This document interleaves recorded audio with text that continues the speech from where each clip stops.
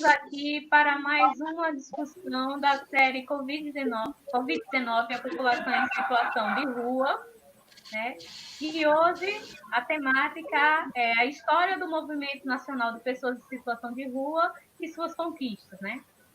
Hoje teremos aqui a professora Ana Torjal, né, que também há muito tempo acompanha o movimento das pessoas em situação de rua aqui em Alagoas, né? Temos também o Rafael, né, que é o líder do movimento líder do Movimento Nacional de Pessoas em Situação de Rua aqui em Alagoas. Temos o Anderson Miranda e temos o Alderon Costa. Agora eu convido a Ana, né? A Ana vai ser a nossa mediadora e ela vai falar mais um pouco do Alderon, falar mais um pouco do Anderson, que já esteve aqui, né? Em outras discussões. Então, gente, boa tarde, muito obrigada pelo convite, sejam bem-vindos ao Além das Ruas e ao UFO Conectada, né? Uma ótima tarde e que a gente tenha grandes discussões aqui. Então, boa tarde. É um prazer estar hoje aqui com vocês, né, fazendo a mediação do debate. Eu acho que é um debate super pertinente, né, para esse momento, até porque se a gente hoje ouve o tempo todo na mídia, fique em casa, qual é o sentido que faz ficar em casa para a população em situação de rua, né? Então, acho que é um tema extremamente pertinente, a gente está discutindo hoje, e dizer que essa questão não é um fenômeno só brasileiro, né? Hoje, o aumento da população em situação é algo que atinge os países, é um fenômeno da globalização, um fenômeno também urbano, né? Porque as grandes cidades do mundo inteiro teve esse aumento significativo de população em situação de rua, e acho que a gente discutiu um pouco, né, esse protagonismo que a população em situação de rua assume aqui no Brasil, né, através da criação do movimento, né, e esse é um movimento diferenciado, porque, ao contrário das questões que se apresentam em outros países, onde a população de rua é só receptora, né, dos serviços, aqui se organizou esse movimento e se assumiu, né, a luta pela construção de políticas públicas. Então, não é mais aquele caráter só de receptor de políticas públicas, não é mais aquele caráter paternalista, assistencialista. Hoje é um movimento de luta que se soma a outros movimentos sociais. Então, acho que é muito importante a gente estar hoje discutindo. Bom, e nós temos aqui, né, nossos convidados, estamos aqui com o Rafael Machado, né, que é essa liderança aqui no estado de Alagoas, uma pessoa extremamente querida, né, que eu tive o prazer de vê-lo desabar nesse processo, né? Ainda é uma pessoa muito jovem que está aí nessa luta. Também o Anderson, que conheci através das conferências nacionais, né, do Fórum de Usuários, então, um grande militante de um estado, inclusive, que foi pioneiro, né, na criação desse movimento, e o Alderon, né, que está aqui conosco, que é um ativista social, né, alguém que tem assim, uma longa trajetória de luta, né, junto a essa população e junto a essa política da habitação, do direito à moradia, né, na área dos direitos humanos. Alderon tem uma longa trajetória. Então, acho que para a gente não demorar muito e dar a palavra para esses convidados tão queridos, a gente poderia iniciar com as boas-vindas, né, com o nosso representante aqui de Alagoas, o Rafael. Rafael, você terá 20 minutos para fazer suas colocações e depois a gente vai passando as falas e dando oportunidade para quem está assistindo se colocar via chat. Então, Rafael, a palavra está com você. boa tarde a todos. Primeiramente, agradecer a esse projeto que traz, né, muito fundamental o fundamento de trazer a voz e a vez dos protagonistas deste movimento, a qual nós todos fazemos parte. Né? Queremos agradecer, né, ao FAO de ter criado esse projeto junto à população em situação de rua, para que possamos trazer as nossas reivindicações através dessas discussões, dessas lives, que vem trazendo uma grande importância na participação do protagonismo que é a população em situação de rua. Então, Adriana, muito obrigado. A senhora é uma pessoa também fundamental para a minha vida. Alderon é um amigão da rua, é amigo do povo da rua.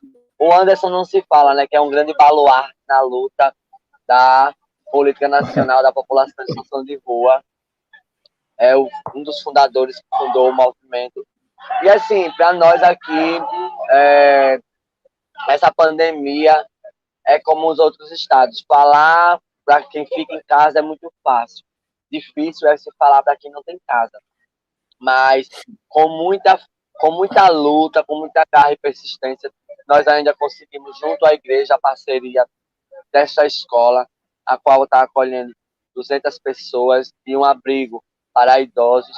É muito pouco, mas pelo menos tivemos algo, através da luta, das reivindicações, dos gritos da população em situação de rua e do movimento, nós conseguimos ter essa casa, e com bastante luta e força agora foi fechado um convênio entre a Fraternidade Casa de Ranquins e a Prefeitura Municipal de Maceió, onde a gente irá passar para um abrigo maior, onde acolherá 600 pessoas. O abrigo ele tem o recurso para ser mantido até 6 meses. Durante essa entrada dentro do abrigo, nós iremos lutar para que o FECOEP venha com a sua responsabilidade, trazendo o apoio financeiro para o local, para que a gente não só coloque a população de rua em 6 meses lá no abrigo e depois tire. Sem contar também que a gente pensa num modelo de abrigo muito diferente, né? Foi ressaltado com o Frei para a gente tá tentando ver se a gente consegue conhecer o Arsenal de São Paulo, que é um abrigo muito falado. Então a gente queria conhecer. E o bom disso tudo é que esse novo abrigo ele foi construído com o movimento. Então o movimento ele colocou as suas propostas dentro desse projeto, desse modelo de novo abrigo, que a gente não pensa só colocar a população de rua, tirar da rua, colocar em um abrigo e não dar um tipo de estabilidade. O que é que a gente pensa?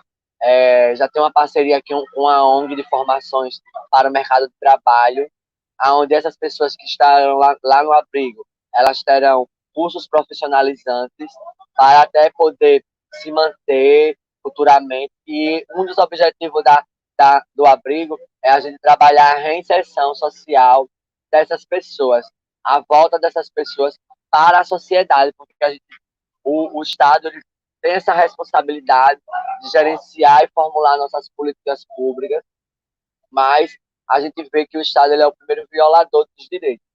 Aqui, no estado de Alagoas, para um movimento muito novo, a gente tem muitos avanços, né? A gente tem o comitê municipal, onde 2 em 2 anos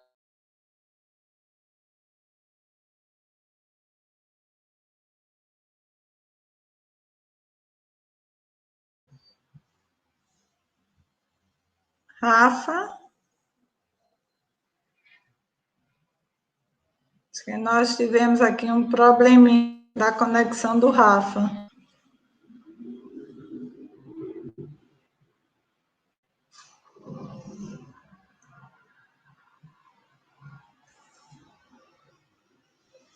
Vamos ver se consegue retornar para o debate, senão a gente continua aqui com o Anderson e depois o Rafa pode retornar para o debate. Aguardar só um minutinho se ele consegue voltar aqui.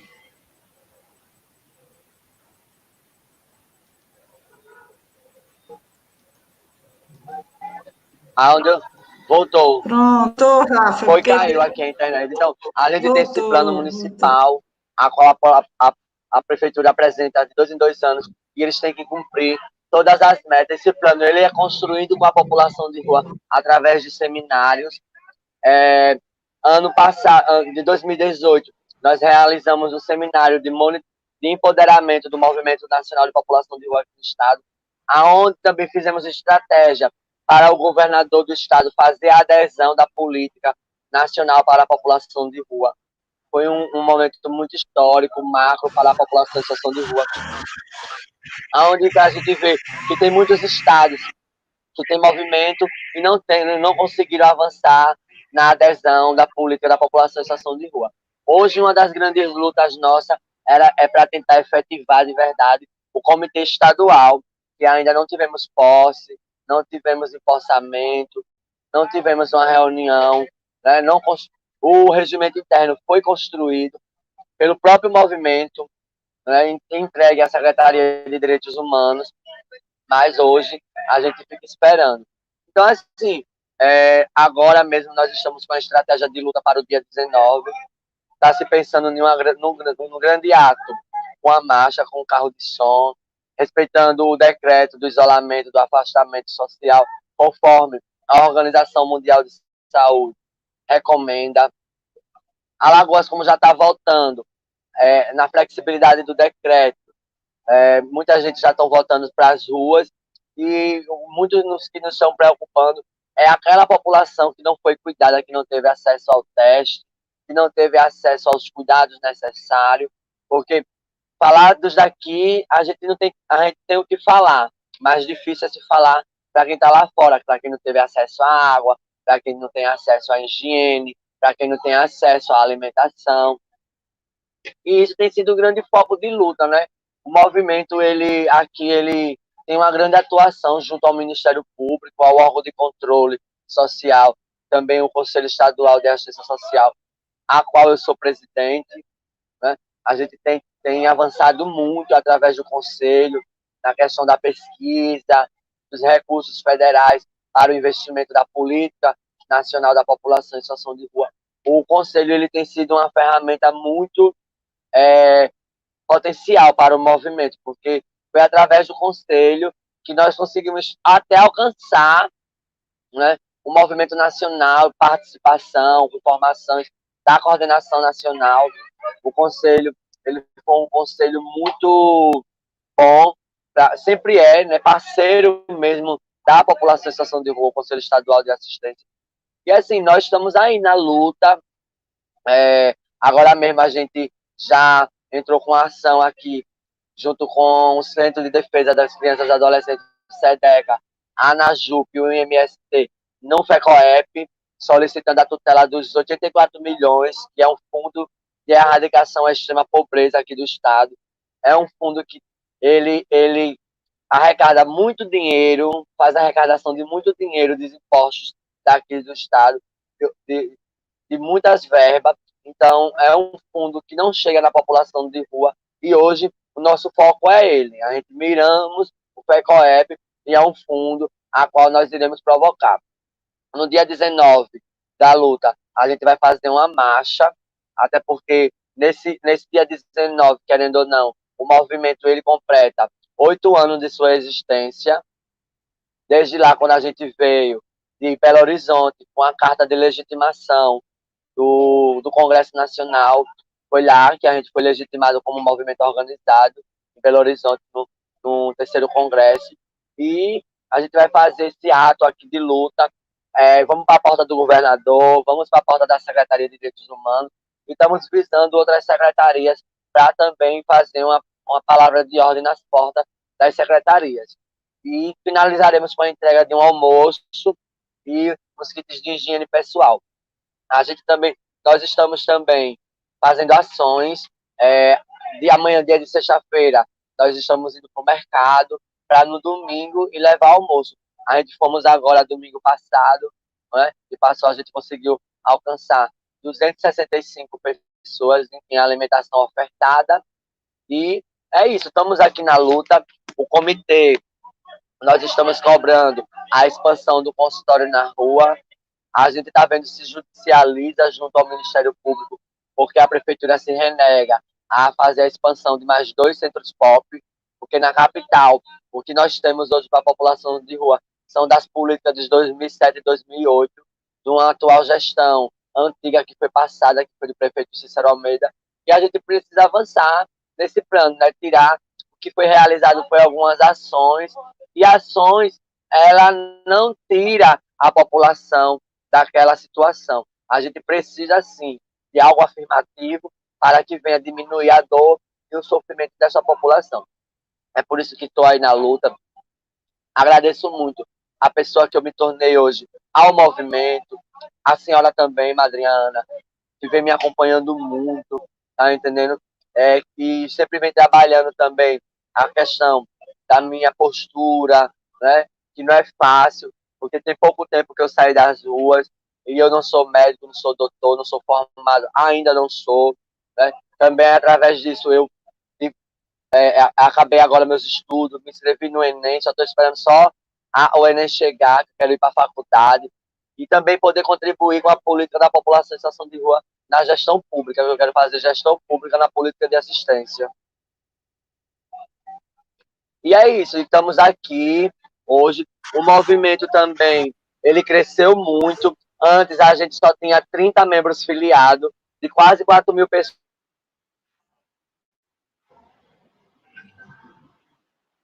que a gente aponta em situação de rua. A gente tinha 30 através do abrigo. A gente hoje está com 195 membros filiados mesmo, ativo, participando das atividades e das reuniões do movimento aqui na decisão. Até porque a gente também tem que deixar claro para a rua que este movimento é um movimento que luta pela rua e a rua tem que estar do lado da população em situação do movimento. Então, assim, existe sim uma grande resistência, mas de pouquinho em pouquinho a gente vai conseguindo trazer, né? E estamos aí crescendo cada vez mais e esperando os dias chegar aí para a gente trazer a nossa estratégia. Nessa pandemia não foi fácil, não está sendo fácil. Eu estou aqui na escola, desde que abriu a escola, eu não sei o que é minha casa, eu não sei o que é estar com a minha família, tá entendendo? Mas estou aqui com meus companheiros, porque isso faz parte da luta e faz parte da missão a qual eu estou hoje à frente, né, nessa batalha pelos direitos da população em situação de rua e pela justiça social. É isso. Ok, Rafa. Eu acho que depois aí a gente vai ter o momento do debate, até para você também colocar um pouco como é que está o acesso da população em situação de rua aqui de Alagoas ao ofício emergencial, que também tem sido algo complicado, né, nessa realidade da pandemia, que coloca não mais na invisibilidade, mas uma visibilidade cruel, né, dessa população, porque está aí estampado essa situação que hoje a gente vê no Brasil inteiro, no mundo inteiro, mas gente, falando, né, do nosso país, o quanto essa população ficou totalmente desassistida, porque já estava excluída não só, né, do direito à moradia, mas excluídas de todos os seus direitos, né, direito à saúde, direito à educação, enfim, né, todos os direitos básicos, né, que os seus direitos de cidadania. Então, acho que a gente pode agora contar com o e aguardando também a reação aqui do Anderson, que eu acho que ele teve algum problema também na conexão. Então, Alderon, você está com a palavra para colocar suas questões, a sua vivência na área de direitos humanos, né, os projetos na área também do direito à moradia, enfim, você tem aqui os seus 20 minutos para ir se colocando.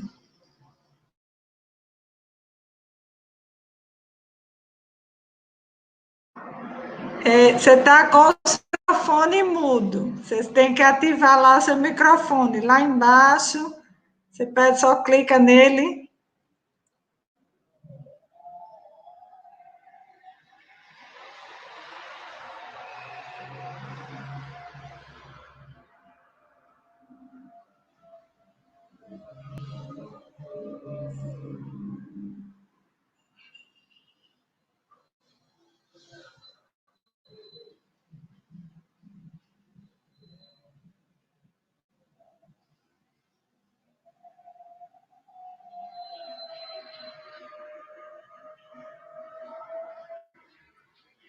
Ok? Está me ouvindo? Agora estamos. Nossa, bom, eu estava falando que Essas eu nem... coisas da tecnologia, Alderon, é assim mesmo. Eu estava escondidinho aqui. Eu nem sei como começar depois da fala do Rafael, porque a gente fiquei até meio sem jeito, porque ele é realmente um lutador, né, um exemplo para todos nós, do Brasil inteiro, o compromisso dele. Mas eu queria inicialmente agradecer a professora Rosa, né, a Isabelle, que fez contato comigo. Bom, encontrar a Ana Tojal aqui é um prêmio, né, porque a gente se conheceu no último encontro que eu participei aí em Alagoas como ouvidor ainda, e foi um encontro maravilhoso também. Mas, enfim, os companheiros aí de Alagoas, um abraço, né? Sei que a luta aí não é fácil, né? E acho que vocês são uns guerreiros, né? Uns guerreiros, e exemplo para todos nós aqui de São Paulo. Bom, eu estou falando aqui de São Paulo, eu queria só dar uma contextualizada. Eu pensei um pouquinho, como pediram para falar um pouco da história do movimento, eu vou trazer alguns elementos da história do movimento e depois entrar um pouco na questão da Covid também, como é que a gente está enfrentando a Covid aqui mais rapidamente. E você, Ana, por favor, me controle o meu tempo aí, porque quando eu começo a falar, a gente se empolga, é um tema que está na nossa alma, no coração, né? E a gente se empolga. E eu queria começar essa história. O movimento, engraçado, ele não acontece por acaso, né? Ele tem uma trajetória, dá para você montar uma linha. E eu vou começar com uma história simples. Eu sempre digo que a raiz do movimento está numa sopa que acontecia debaixo de um viaduto no Glicério, aqui em São Paulo, na década de 80. Como é que era essa sopa? Essa sopa ela surgiu a partir da observação, do contato, do vínculo. As irmãs do Auxílio Fraterno, OAF, na Organização de Auxílio Fraterno, elas são, vamos dizer assim, as que nos motivaram. Eu sou aluno delas, o Luiz Corrara é aluno delas, né? Somos todos, a Cristina Bove, né, tá também. Então, todo esse pessoal que vocês conhecem, eles estão nessa raiz, né? E o que fazia essa sopa? Primeiro, era uma sopa Paulo Freire, freidiana, né? Uma sopa que era feita por todos, né?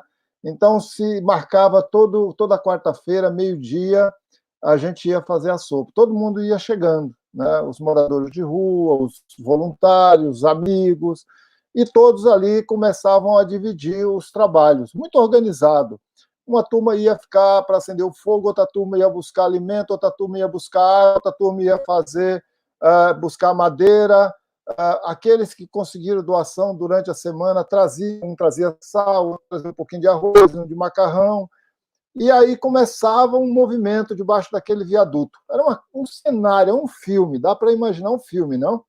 E aí começava essa sopa meio-dia. Estava mais ou menos 3 horas da tarde, a sopa estava pronta, se fazia uma roda e começava, então, a servir a cascuda, né? Esse nome não se usa mais. É uma latinha de leite ninho que a gente tinha, bem higienizada, limpinha, né? Se levava, lavava, trazia limpinha, se distribuía a sopa ali, né? E era um trabalho que todos comiam, não só aqueles que trabalhou, mas os que não trabalharam também. Lógico, os que não trabalharam tinham um nome, né? Eram os boca de espera, aqueles que não trabalharam, né? Mas sempre motivando eles também a virem na outra semana a contribuir. Eu conto essa história por quê? Porque ali estava o germe do protagonismo da população de rua. Quem fazia a sopa, na verdade, era a população em situação de rua. Sem ela, a sopa não acontecia, né? E, aos poucos, eles também foram assumindo, né, a coordenação, de buscar o carrinho, de buscar o latão. Eram coisas muito, muito simples, muito concretas, mas que é simbólico se olhar hoje o movimento, né? Então, a partir desse grupo que começou ali na sopa, se iniciou um outro grupo, que é o grupo hoje, que é a Associação dos Catadores, né? A cooperativa de catadores começou a fazer grupos para discutir a catação, como é que a gente vende mais caro o papelão. Depois veio a questão da moradia, tudo isso na década de 80, né? Começou ali a se pensar uma organização com a população de situação de rua. E outro marco importante na história do movimento, que não pode esquecer de jeito nenhum, é a eleição da prefeita Luísa Erundina, em São Paulo. A chegada da prefeita, de uma mulher nordestina, uma mulher simples, da periferia, trabalhou como assistente social na periferia, chegar na prefeitura de São Paulo, derrotar o Paulo Maluf, foi uma coisa assim, impressionante.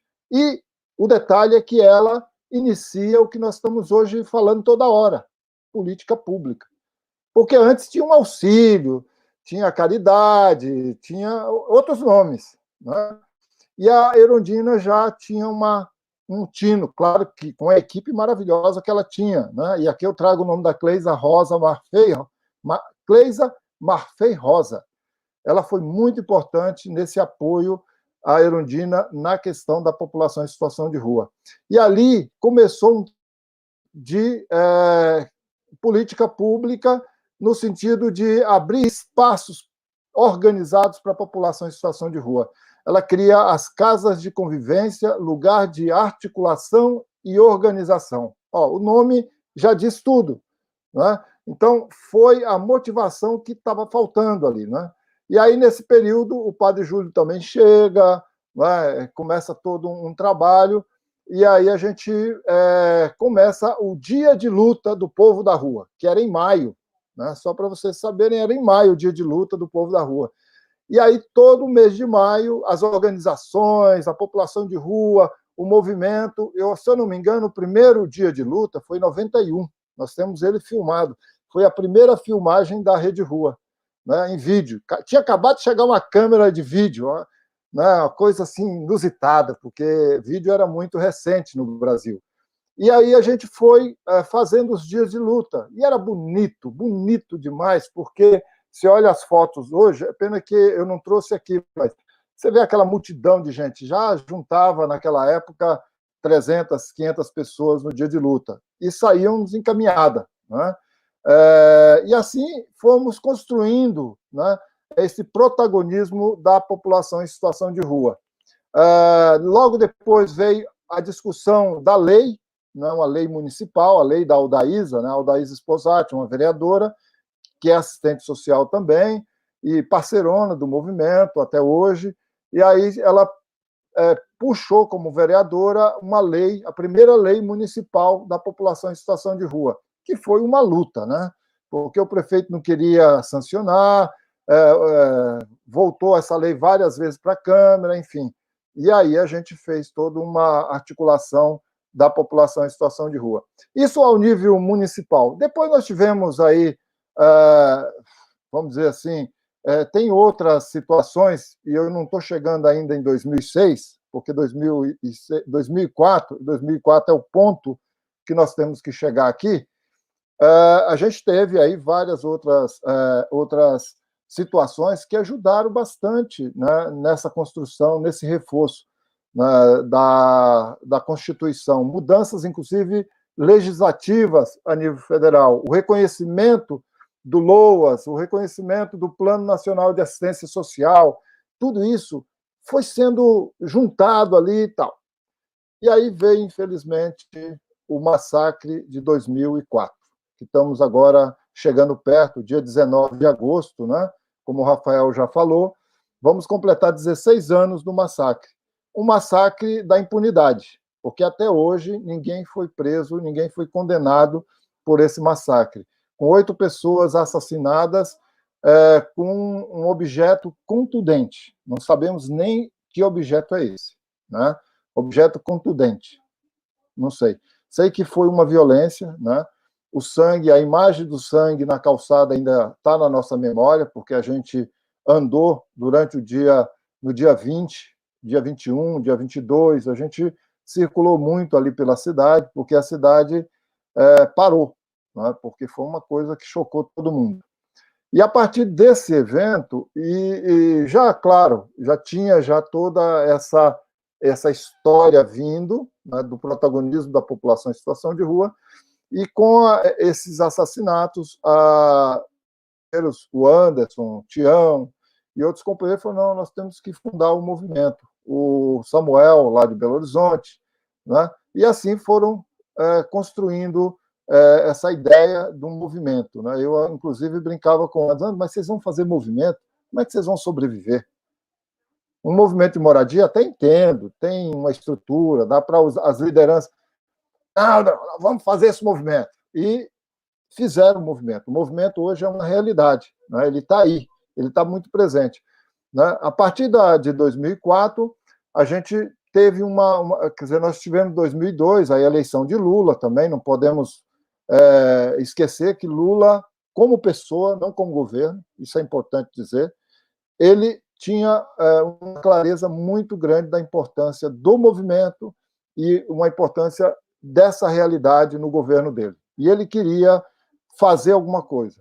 Infelizmente, foi muito pouco que foi feito, né? Mas porque tinha essa dicotomia. Né? O governo não assumiu a política da população de rua. Quem assumiu foi o Lula, só. Que todo dia 23 esteve lá em São Paulo, não faltou uma vez.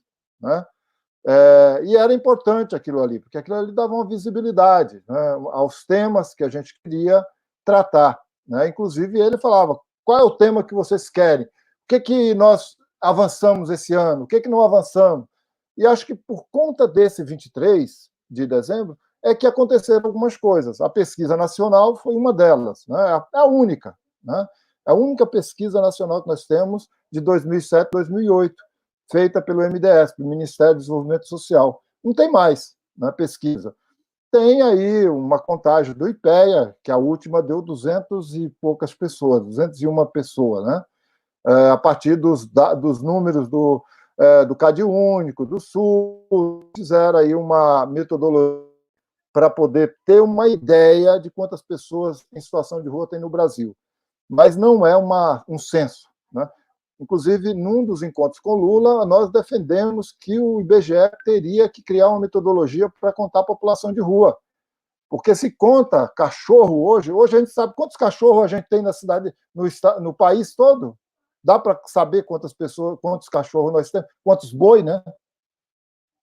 O censo agropecuário diz quantas cabeças de boi nós temos, mas não diz quantas pessoas em situação de rua tem.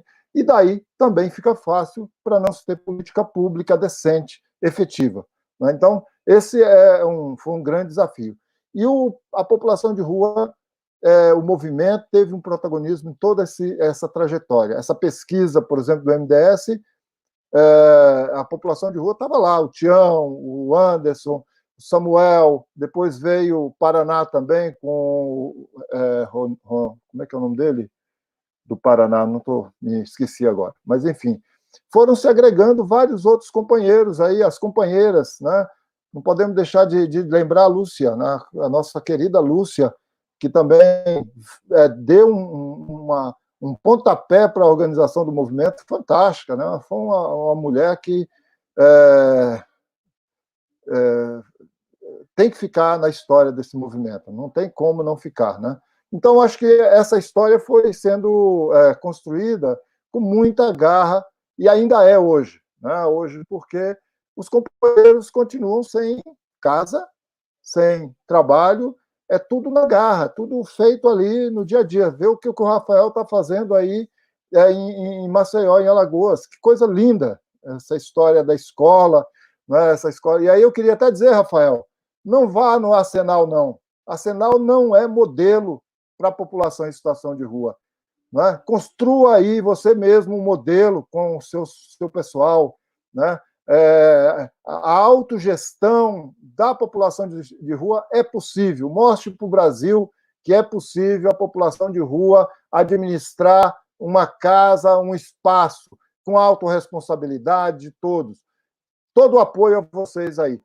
Nós temos um companheiro na Argentina, o Anderson conhece ele, né, o companheiro Horácio, eles lá fizeram isso, na Argentina, lá em Buenos Aires.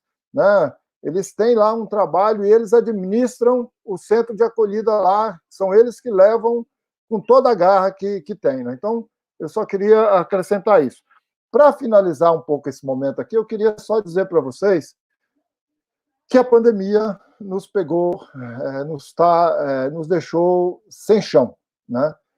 Dia 13 de março, né, a gente começou aqui em São Paulo, né, o isolamento. E a gente, de 13, 16, né, alguns dizem que é 16, mas, enfim, inicialmente nós, inclusive, tivemos que fechar o trabalho nosso, porque nós ficamos preocupados de não contaminar as pessoas em situação de rua. E aí, gente, o que nós vamos fazer? E com medo, nós tínhamos medo, né? Não tenho vergonha de dizer isso, a gente ficou com medo.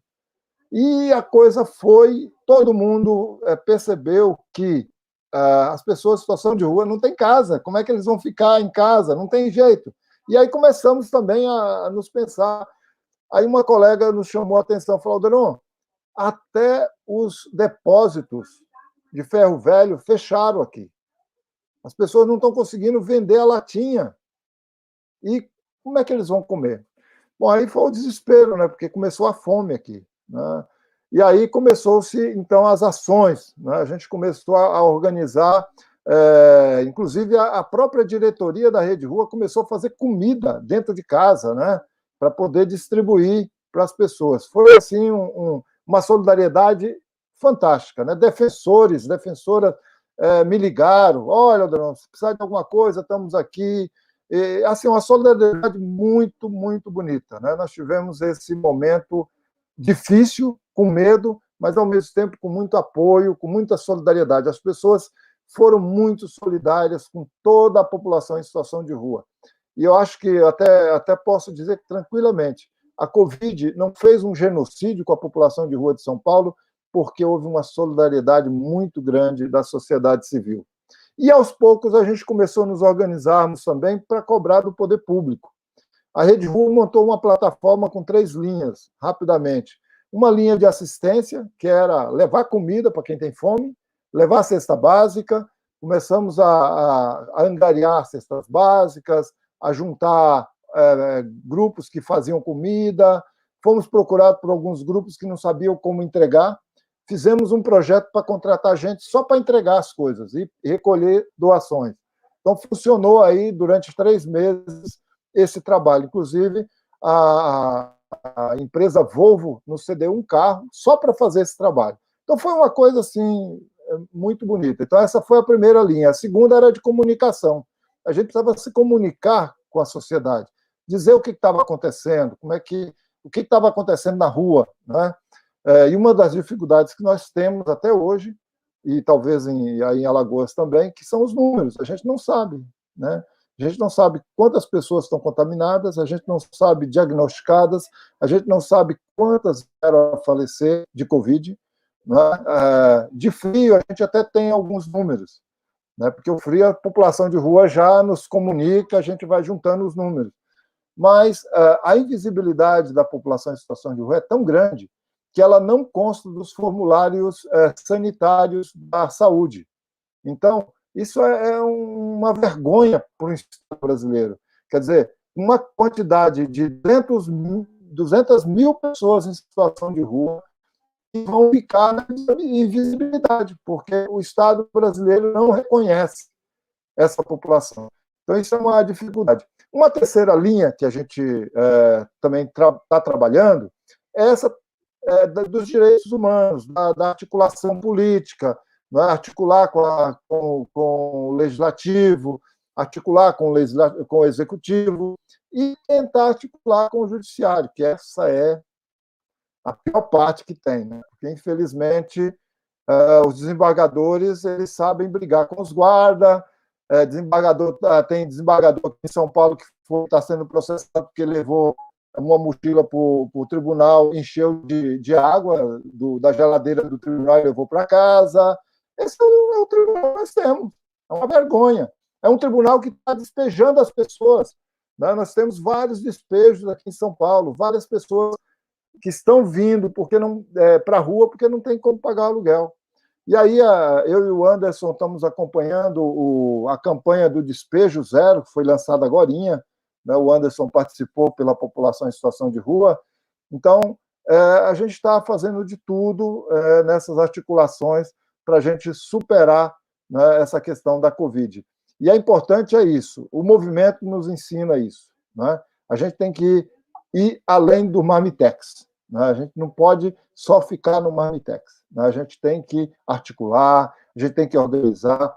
O Rafael falou de formação, a gente também aqui insiste muito com essa questão da formação, e acho que pós-pandemia a gente vai ter que insistir mais nessas questões de formação. E nós estamos numa universidade, muito bom falar isso aqui, e convidar aí a professora Rosa, a Ana Tojal, para nos ajudar nesse processo de formação dos que estão solidários com a rua, dos que não têm casa, dos que são as lideranças da população em situação de rua.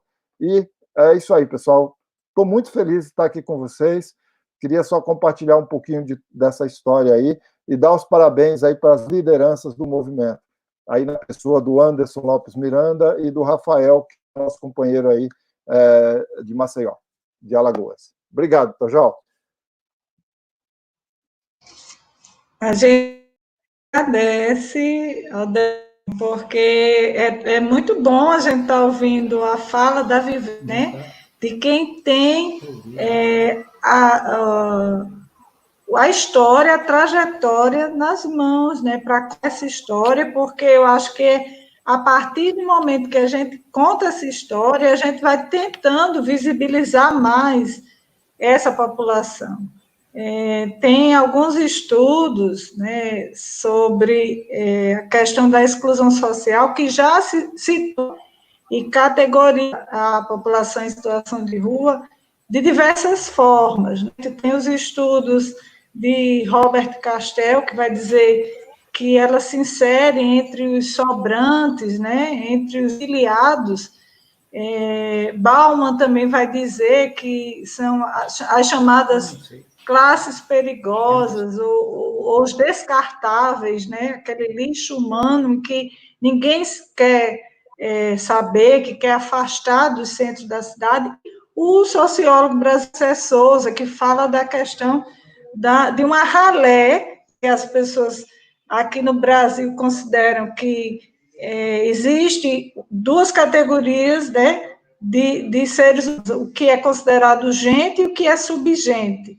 Então, acho que tudo isso a gente precisa refletir, porque não é só mais uma questão de falta de habitação, é uma questão mesmo estrutural da exclusão social, e no caso da população em situação de rua, é a face mais essa, né?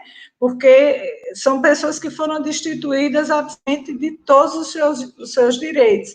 E acho que você traz essa história, e essa história nos motiva aqui, né? Ao falta de parabéns, a professora Rosa, né? E todas as pessoas que estão atuando com esse projeto Além das Ruas, e a ideia é ir além dessas lives, é a gente começar a pensar ações mais concretas, de dar um suporte maior, para que o movimento ele tenha condição de ser protagonista na construção dessa história. Então, acho que você traz elementos muito interessantes, que eu também, depois da gente pudesse conversar melhor, porque eu estou fazendo uma pesquisa, inclusive buscando essa realidade, como é que está essa realidade, principalmente na Europa, né? E aí depois eu vou fazer contato com você, para a gente ver como é que a gente um pouco mais isso, e eu acho que ao pesquisar, a gente vai trazer luz, né, para uma questão que as próprias teorias, né, da área das ciências sociais e humanas têm negligenciado no sentido da discussão dessa área. Então, acho que isso é muito interessante a gente poder estar contribuindo nessa construção. E aí a gente fala para o Anderson. Pode falar, Adriana.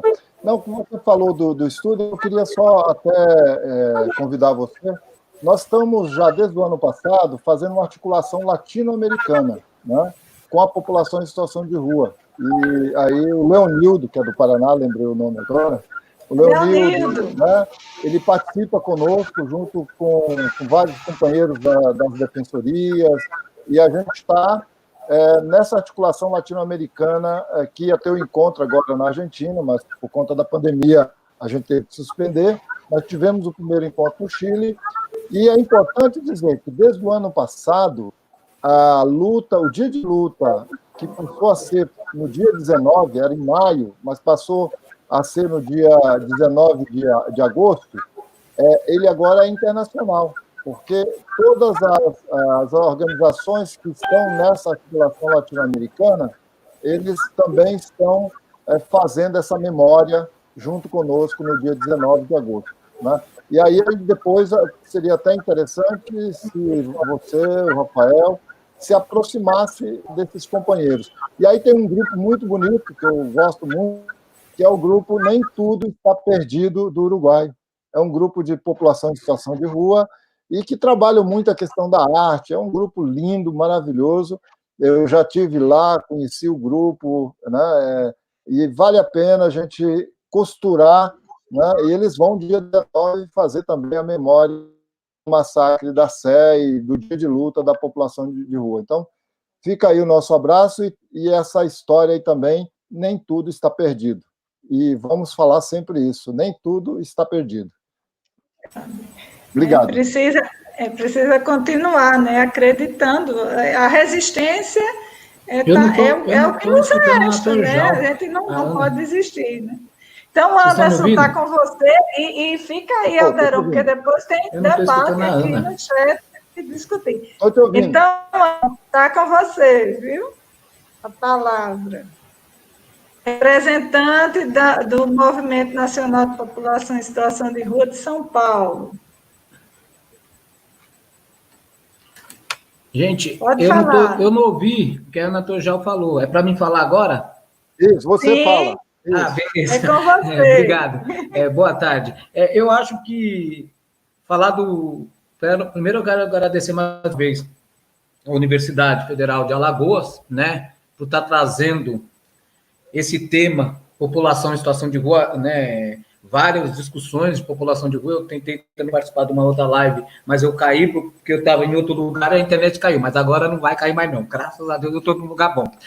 Eu queria dizer da importância, né, de falar do Movimento Nacional da População em Situação de Rua. Esse movimento não vem da alegria. Eu acabei de falar agora, né, no Despejo Zero, dizendo que esse movimento não é um movimento como né, o movimento dos alegres, é um movimento como os outros movimentos, o movimento de moradores de moradia, o movimento do MST, o movimento do MTST. Esse movimento ele vem de uma dor, né? Essa população, para os governantes, ainda é invisível. Para a universidade, nem tanto, porque a universidade, hoje, ela está estudando muito essa população. Mas a gente não pode ser objeto, eu já falei isso e vou repetir, nós não podemos ser objeto de academia, nós temos que ser sujeito da academia. Materiais estudados na academia têm que se tornar política pública. Né? Nós acabamos uma companheira nossa, né, fazer um TCC sobre zeladoria, né? O doutorado dela foi sobre zeladoria, e isso para o movimento, para a sociedade civil, para as entidades aqui em São Paulo está sendo muito importante, porque ela está falando de como a zeladoria das prefeituras, guardas municipais e ações tomam os pertences da população de rua, e como a gente diminui aquilo. E nós, dentro do comitê, na cidade de São Paulo, né, a Rede Rua está, vários grupos estão, criamos um subcomitê de zeladoria para melhorar a discussão com o governo e diminuir as tomadas de pertences da população em situação de rua. Então, esse é o papel conjunto. O movimento, ele surgiu de uma dor, né? Uma dor do índio Galdino, uma dor, né, de vários companheiros e companheiras que tombaram na rua, que morreram na rua. A gente fala de índio Galdino porque índio Galdino foi morto em Brasília. Não era um morador de rua. Pensaram que o índio, porque estava lá, era um morador em situação de rua, e não era. Era um índio que estava se manifestando pelo direito da terra, pela não ocupação dos brancos na terra dos índios. 500 anos no Brasil e nada foi feito. E os jovens, que a gente não vai falar se era ou não era, um grupo elitizado botou fogo nesse índio. né? A gente traz essa dor, essa história. Nós trazemos a dor e a história de Maceió, Alagoas, um dos estados, Maceió, Alagoas.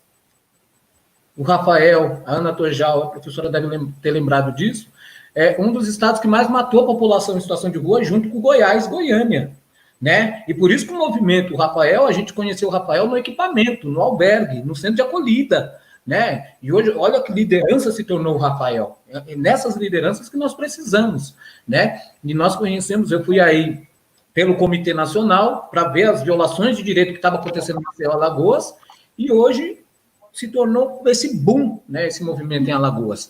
Para nós é essa importância, é da dor que a gente faz a luta, né? Então o movimento ele não veio para tomar o lugar de ninguém, o movimento ele veio para trazer as violações, para se unir uma sociedade e dizer, olha nos nossos olhos, nós somos seres humanos. Tem um cartaz que quando a gente começa a fazer o movimento no massacre de 2004, a Rede Rua colocou muito esse cartaz, olha nos meus olhos, eu sou ser humano. Então foi uma pessoa da rua que colocou essa frase lá, né, que colocou esse lugar de direito. Então, assim, falar de um movimento de as pessoas que eram invisíveis, que o poder público não sabia, que achava que quando a gente ia discutir em Brasília, o governo achava que a gente era os homens da caverna, que a gente não falava, que a gente não se expressava, né? Então, tem coisas que precisou desse movimento. Hoje a gente está em 17, 18 estados da federação. Nós vamos entrar agora no nosso 5º congresso, né? O Rafael lembrou do 3º congresso, onde ele foi, né? Maceió, Alagoas foi colocado no nacional. Nós tivemos um congresso em Santa Catarina, em Porto Alegre, recentemente. Agora, o próximo congresso do movimento vai ser em Alagoas, Maceió, né? O Nordeste, de novo, vai sediar um congresso com representações e representatividades. Nós queremos trazer, eu acho que o Alderon deu um alerta, nós queremos trazer gente da Argentina, gente da América Latina para esse congresso, né, para trazer uma discussão não só do Brasil, mas uma discussão de América Latina, né? Os países estão se organizando na discussão de população em situação de rua. Esse movimento, ele não só ficou no Brasil, como ele está repercutindo internacionalmente, na América Latina e no mundo, né? Alderon teve na Itália, Padre Arlindo estava na Itália, teve discussões na Itália, né? O Papa trabalha essa questão de população em situação de rua, não de caridade, mas de acesso de uma política, né? E a gente não pode ser, eu acho que o Alderon fala uma coisa muito importante, não podemos só pensar na marmita, nós temos que pensar além da marmita, além do assistencialismo. Não é assistencialismo de caridade, não. De dar a comida só, nós temos que pensar na política pública. E esse é o papel do movimento de pressão, né? Hoje, o movimento é respeitado a nível nacional no Conselho Nacional de Assistência Social. Hoje o movimento é respeitado a nível nacional no Conselho Nacional de Saúde. Hoje o movimento é respeitado nacional no Conselho Nacional de Direitos Humanos, no Conselho Nacional de Segurança Alimentar e vários conselhos nacionais. O movimento, se ele não tem assento, ele é respeitado. A rua é chamada para discutir, para falar, né? Ontem nós recebemos uma notícia muito triste que nós vamos recebendo. Ainda tem seres humanos que não são seres humanos matando pessoas da rua. Ontem, 5 foram envenenados. O cachorro também é do companheiro da rua, um ser humano para ele, porque ele cuida do cachorro como cuidasse de um filho, né? Então, assim, mataram o cachorro de 2 companheiros da rua, envenenado ontem em Itapevi, e 2 jovens e uma criança lá estão no hospital, botaram algum veneno nessa comida, gente. Isso para nós é triste, né? Como em 2004, várias pessoas foram massacradas, como em 2007, eu e o Alderon acompanhamos uma chacina na Zona Norte, de 7 pessoas que foram extremamente assassinadas na Zona Norte, na cidade de São Paulo, entre Guarulhos e São Paulo, né? Estão vindo extermínios, e nós precisamos pedir, pare com o extermínio com essa população. Olhe nos olhos dessa população, dialogue com essa população, principalmente agora na pandemia. Né? A pandemia veio para mostrar a realidade do aumento dessa população. Sabe por quê? Ana, você vai concordar, o Alderon já concorda, e muitos que estão nos assistindo vão concordar. A campanha do governo municipal, a campanha do governo estadual e a campanha do governo federal é: fique em casa, fique em casa, fique em casa. A gente só ouve esse slogan, fique em casa. E quem não tem casa? Fica onde? Na calçada, na rua, no viaduto, no cemitério, ou na sua barraca, que muitas vezes é tomada, é roubada, é surrupiada pelo poder público. né? Então, nós precisamos fazer uma campanha assim, não tem casa, vamos organizar o movimento e as entidades a nível nacional, estamos lutando por um camping para acolher urgente, emergencialmente essa população, que abra os hotéis das redes nacionais, os hotéis estão fechados, que abra as redes hoteleiras nacionalmente para acolher a população em situação de rua, até resolver esse problema da pandemia, que não vai se resolver agora, se não houver uma vacina, não é verdade? Essas pessoas estão na rua, passando dificuldade. Nós ouvimos uma fala de uma primeira-dama dizendo, eles estão na rua porque quer. E ainda de um fundo de solidariedade, dizer uma barbárie dessa, uma agente pública. Tem que ter coração, gente. Ninguém está na rua porque quer. O movimento ele tem mais de 15 anos e quem fala por esse movimento é quem tem trajetória de rua. Quem vivenciou a rua. Porque trajetória hoje de rua é se ele vivenciar um albergue, se ele vivenciar qualquer coisa que leva para a situação de rua, ele é uma representação, uma representatividade. E nós temos os parceiros também. Né? O papel do movimento é dialogar com as universidades, dialogar com as entidades, buscar parcerias, dialogar com os sindicatos. Tem lugares que nós temos sindicatos fortíssimos que apoiam a luta da população de rua. Na cidade de São Paulo mesmo, nós temos os sindicatos comerciais, nós temos o sindicato dos arquitetos e urbanistas, que apoia o movimento, vários sindicatos que vêm apoiando a luta do movimento. E as entidades que muitas vezes sofrem criminalização do poder público, porque ela está prestando um serviço e muitas vezes ela é criminalizada. E o papel do movimento é que nem Frei Beto disse para o Lula uma vez, política é que nem feijão, só cozinha na panela de pressão. E se nós, movimentos sociais, nós, a população de rua, não pressionar esses governos, nada vai acontecer. Então nós não estamos na rua porque queremos, nós estamos na rua por uma omissão do Estado, uma omissão da política pública. Nós temos hoje decretos, nós temos leis municipais, nós temos leis estaduais que não saem do papel. Quando aprovam leis, você tem que aprovar o orçamento. E muitas vezes o gestor municipal, estadual e federal não quer aprovar a chamada rúbrica, ou a rubrica, né, orçamentária para essa população. Trata essa população como a escória do resto, como se não precisasse. E essa população precisa de trabalho, de moradia, de saúde, de educação. Nós não queremos só... É importante o consultório na rua? É importantíssimo, mas nós queremos ter acesso direto aos hospitais, às UBS, às AMAs. Claro que a gente precisa hoje do processo do agente do consultório na rua. E aonde não tem o consultório na rua? Não é verdade? E aonde não tem muitas vezes a gente precisa do centro pop, não tem o centro pop, tem o CRAS, tem o CREAS, que essa população tem que acessar esses serviços. Os restaurantes populares, tem lugares que não tem, que precisa de uma marmitazinha de algum lugar, porque não tem um restaurante popular, um bom prato, ou um de segurança alimentar. E aí, como fazer? Né? Então, hoje a gente vê o papel do movimento suprindo ação governamental. Nós estamos vendo o Rafael trabalhando 24 horas para dar de comer ao povo da rua aí em Maceió, Alagoas. Nós estamos vendo companheiros em Minas, companheiros em São Paulo, companheiros em vários estados desse país suprindo ação que não é nossa, que é do governo. E o papel do movimento, vocês sabem disso, é fazer essa pressão. Hoje é fazer que o Sistema Único de Saúde funcione, que o Sistema Único de Assistência Social funcione, que o Sistema Único de Educação, nós acabamos agora de vencer, né, o Fundeb, porque os deputados aprovaram o Fundeb, temos maldito que não aprovaram o Fundeb, mas que nós precisamos disso. Então, para nós, é importante dialogar política intersetorial. A população de rua não quer caridade.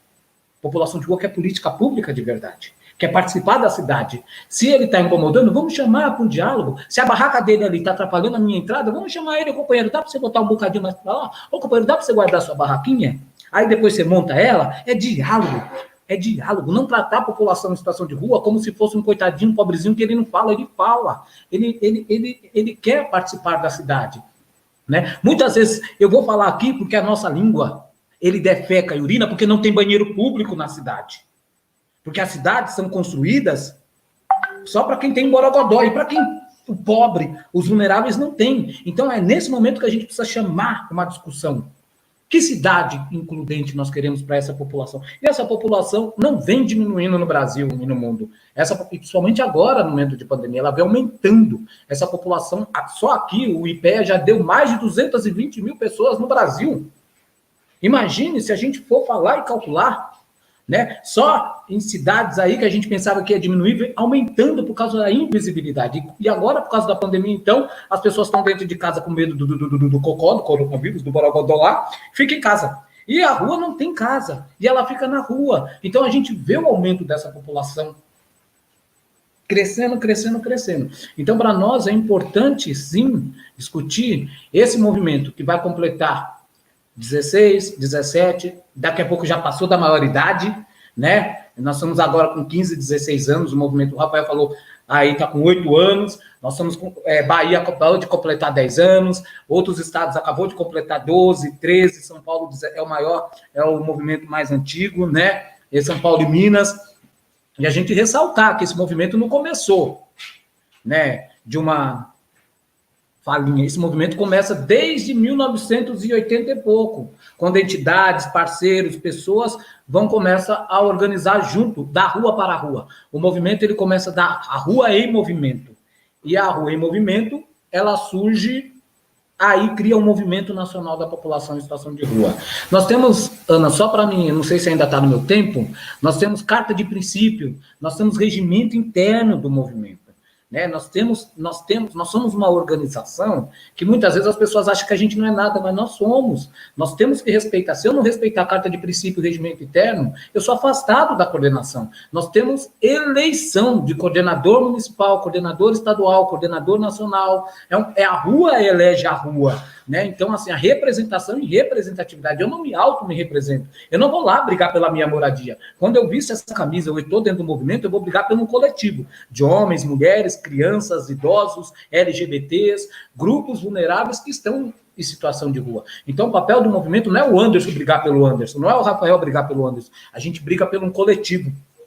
Né? Por isso que fala que essa população, ela é uma população, né, transitória, não é uma população, por isso que é situação, ela não nasce, hoje está nascendo crianças na rua, mas há muito tempo não nascia crianças na rua, não é verdade? Então, para nós, o movimento, eu gosto de uma fala do Alderon. O Alderon, quando a gente lançou o movimento, ele falou, mas vocês já são nacional?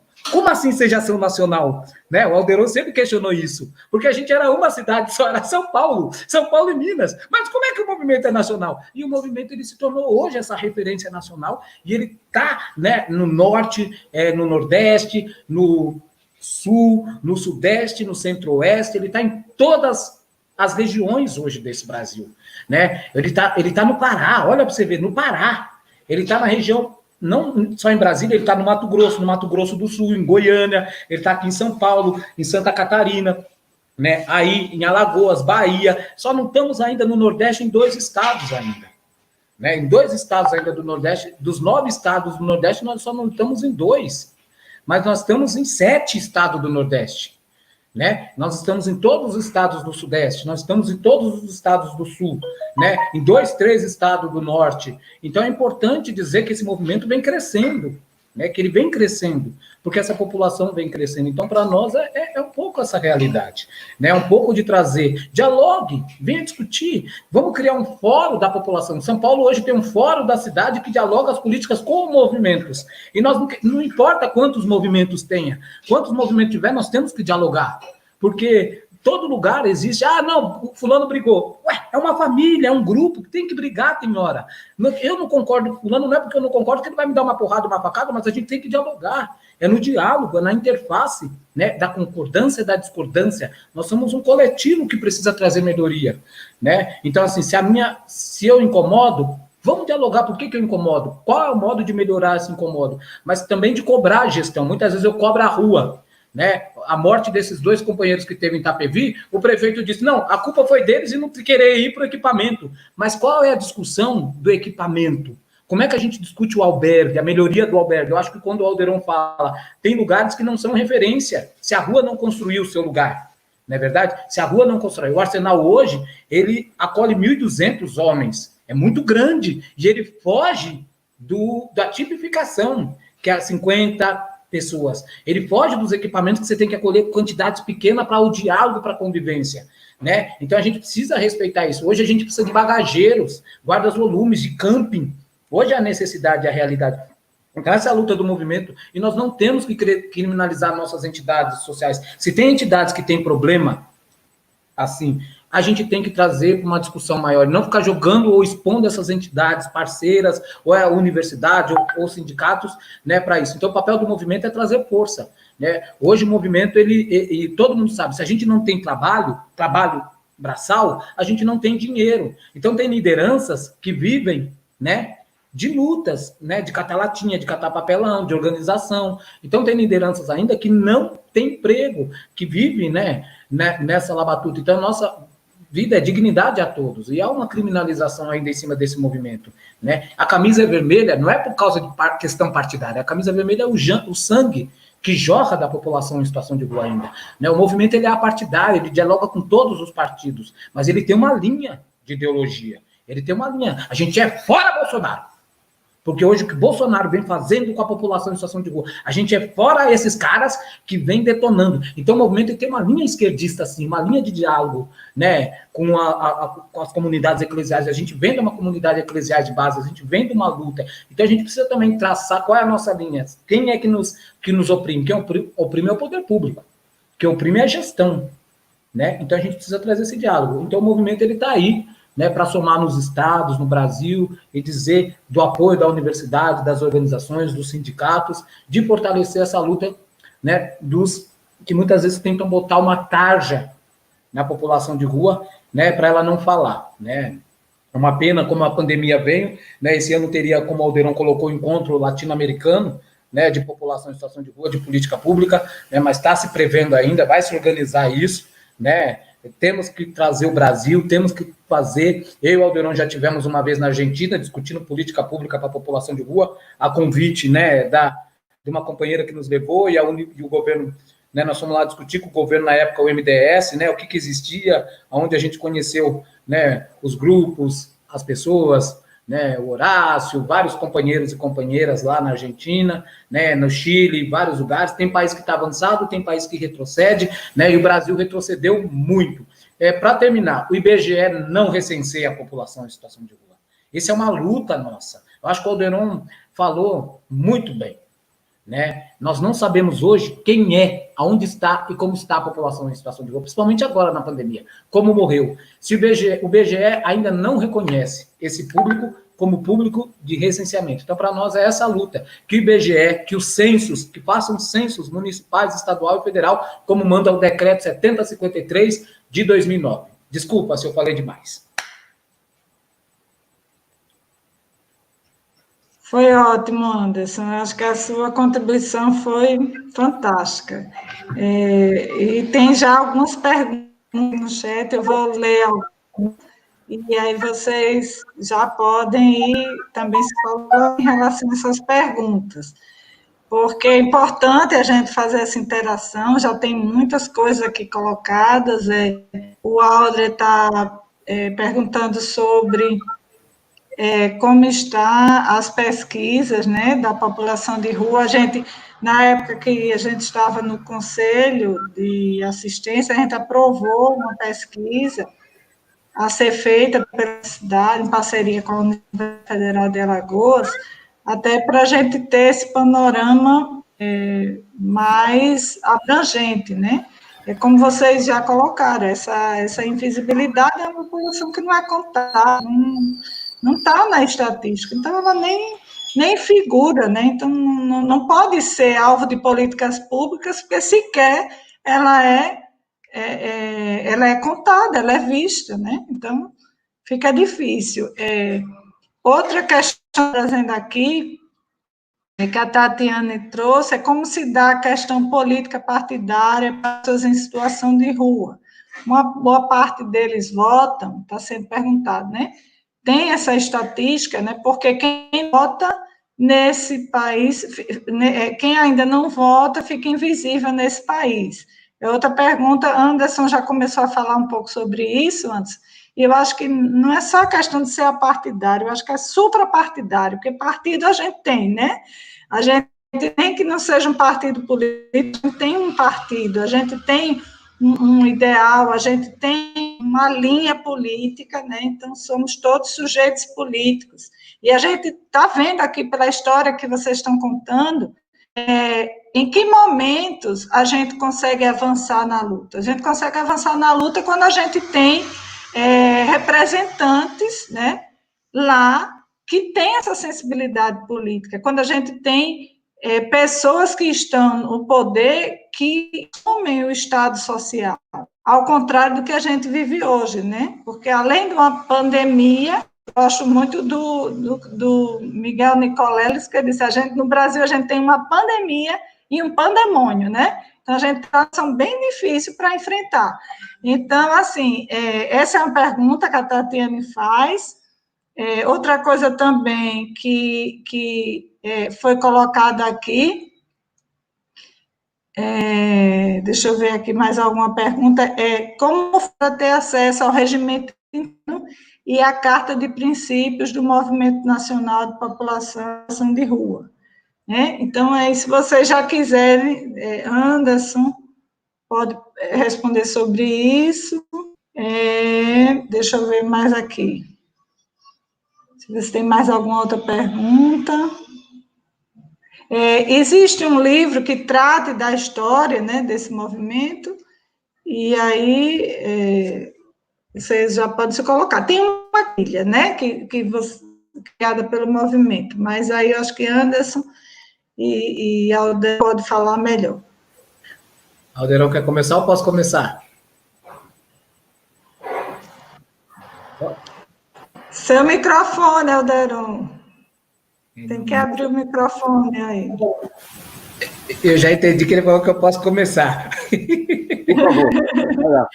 Não, eu acho que assim, né, para nós é dizer que o regimento e a carta de princípio, a pessoa precisa participar, né? Então, se ele está no estado ou na cidade, ele procurar o movimento, né? A gente não disponibiliza isso online, né, pela internet, porque senão daqui a pouco um pega, outro pega, né, e começa a virar uma bagunça. Então, assim, isso é formação do movimento, né? Nós temos um livro chamado, né, um livrinho azul, Rafael, né, sabe muito bem desse lutar, né, agora me deu um branco, feito junto com a Rede Rua, com o Instituto Polis, né, uma formação muito forte, né, o Instituto Polis fez, mas numa formação do governo federal, nós estamos criando agora um livro, né, o movimento está criando um livro de formação com parceria com a Ford, né, onde teve aí um encontro, um seminário aí em Maceió, Alagoas, no Nordeste, no Sul, em várias cidades, a Ford, né, apoiou, agora está previsto de sair um livro, ainda está se organizando o movimento ainda ele está na organicidade, né, organizando, se organizando. Quando eu falo em questão apartidária, né, eu, Anderson, eu concordo, Anderson, tenho partido, mas o movimento não, porque ele é um movimento de luta, né, de políticas. Então, assim, se aquele partido está no governo, se ele sabe que eu, Anderson, sou do PT, ou do PCdoB, ou do PC, ou do PSOL, ou do PV, ou do PE, qualquer coisa, vê uma criminalização muito grande para cima de mim, né? Então, quanto liderança, a gente sofre criminalizações. Então, o movimento, ele dialoga, mas ele faz uma pressão também política a partir do momento que há uma higienização daquela área governamental, daquele governante. Então, assim, para nós, né, tem essa luta e essa organização. O movimento, ele fala apartidário, né? Apartidário, mas ele tem uma ideologia, né? Muitas pessoas falam, a população de rua não vota. Vota sim.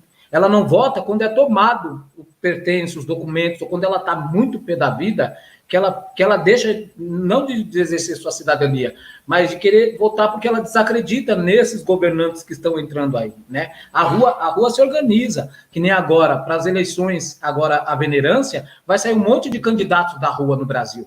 Está saindo um monte de candidatos da população em situação de rua, não é do movimento, é da rua, se organizando pela rua, homens e mulheres, né? Nós temos no Norte, no Nordeste, no Sul, no Sudeste, pessoas que viveram trajetórias de rua e que estão saindo candidatos, né? A bandeira, nós temos uma bandeira de luta, né? Então, assim, para disponibilizar materiais, carta de princípio, regimento interno, precisa se participar da formação da reunião. Então, se eu estou em Maceió, Alagoas, eu tenho que procurar o Rafael. Quais são os dias de reuniões do movimento?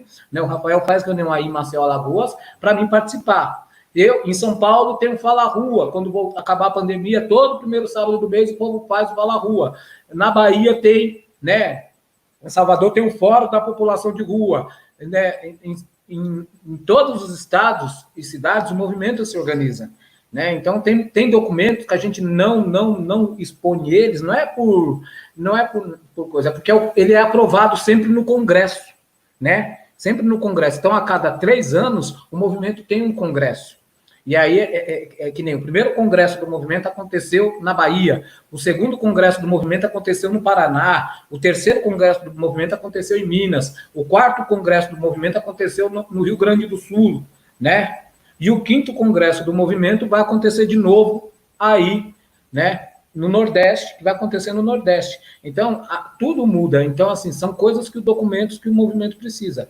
Se ele está em trajetória ou em situação de rua, ele procurar. Se não tem, a gente tem contato, né, do movimento, né, é só entrar lá, lutar, né, para... Agora me deu branco no nome da cartilha, se o Aldeirão puder me ajudar aí depois, né, é uma cartilha feita com apoio, né, do governo federal, né, e nós temos também rede de comunicações, jornais, né, a luta hoje nossa do movimento é por moradia, não importa qual seja a forma de moradia, se é housing first, moradia primeiro, se é locação social, se é, né, modo de que deixa dignidade e trabalho para a população em situação de rua.